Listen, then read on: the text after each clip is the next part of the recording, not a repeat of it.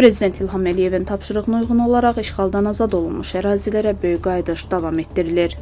Bu mərhələdə Ağdərə rayonunun Çıldıran kəndinə 3 ailə 13 nəfər, Aşağı Orataq kəndinə 21 ailə 108 nəfər, Heyvalı kəndinə 7 ailə 34 nəfər, Çapar kəndinə 4 ailə 17 nəfər, Həsənrez kəndinə 6 ailə 29 nəfər, Xocavənd rayonunun Xocavənd kəndinə 11 ailə 36 nəfər, həmçinin Cəbrayıl rayonunun Horovlu kəndinə 30 ailə 131 nəfər köçürülüb.